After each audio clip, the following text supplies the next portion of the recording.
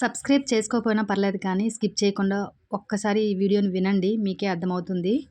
ఈ విషయం చెప్పాక మీతో మాట్లాడతాను. ఈ చిన్న కుక్కపిల్ల ఉంది కదండీ! నేను ఫుడ్ తెచ్చానని పైకి ఎగురుతూ ఉంది. అది నాకు ఎలా దగ్గరైందనేది చెప్తాను ఈ వీడియోలో.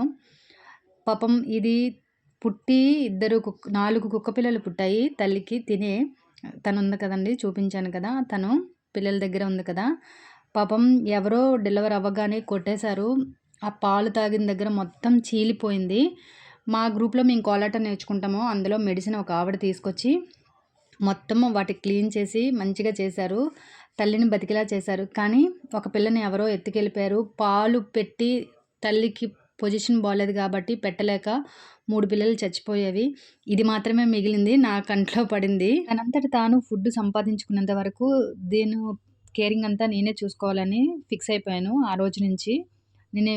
అది 1 మంత్ బేబీ నుంచి నేను దాన్ని చూసుకోవడం జరుగుతుంది. ఇది పక్కన పెడితే ఎందుకో గాని చాలామందికి వాళ్ళు తినరు, మనల్ని తిననివ్వరు అన్నట్టు మనం తెచ్చి పెట్టినా సరే వాటికి పెట్టొద్దు, ఇన్ఫెక్షన్ అవుతది. మనం పెట్టే వాళ్ళకి కదండీ మనకి ఇన్ఫెక్షన్ అవుతది. చూసిన వాళ్ళకి ఎందుకు అవుతది? మనకి లేని ప్రాబ్లమ్ వాళ్ళకెందుకు? నాకైతే అది అర్థం కాదు. చాలామంది నేను ఫుడ్ పెడుతుంటాను. నాలాగే చాలామంది తెస్తూ ఉంటారు. చాలామంది డాగ్స్ ఉంటాయి అక్కడ. చాలా డాగ్స్ ఉంటాయి. ఒక్కొక్కరు ఒక్కొక్క దాన్ని టేక్ కేర్ చేస్తారు. అలాగే నేను ఈ మూడిటికి నేను చూసుకుంటాను. తెచ్చి పెట్టినందుకు ఎన్ని తిడతారో నేను అవన్నీ పట్టించుకోను. ఎందుకంటే మాటలు వాటికి రావు, ఆకలిని అడగవు. మనకి వచ్చి మనం ఎలా అయినా సంపాదించుకుంటాం. వాటికి ఎవరు పెడతారనే కాన్సెప్ట్‌లో నేను వెళ్తాను. ఎంత తిట్టినా నాకు ఐ డోంట్ కేర్ అన్నట్టు వదిలేస్తాను. చాలా పెద్ద పెద్ద వాళ్ళు చాగంటి కోటేశ్వరరావు గారు, గరికపాటి గారు చెప్తూనే ఉంటారు.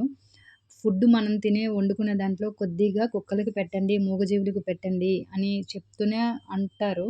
కానీ ఒక్కరు వినట్లేదు. వినేవాళ్ళు కొద్దిమంది ఉంటారు. వాళ్ళు ఫాలో అవుతుంటారు. కానీ పెట్టిన వాళ్ళు, తిట్టిన వాళ్ళే ఎక్కువ మంది ఉన్నారు. వాళ్ళు చెప్పింది వినేవాళ్ళ కన్నా తిట్టిన వాళ్ళే ఎక్కువ మందిని నేను చూస్తున్నాను. ప్రతి గల్లీలో సెక్యూరిటీ గార్డ్‌గా ఈ డాగ్సే పనిచేస్తాయండి. ఎవరైనా కొత్త వ్యక్తి వచ్చాయంటే ఎంత గట్టిగా అరుస్తాయో తెలుసు కదా!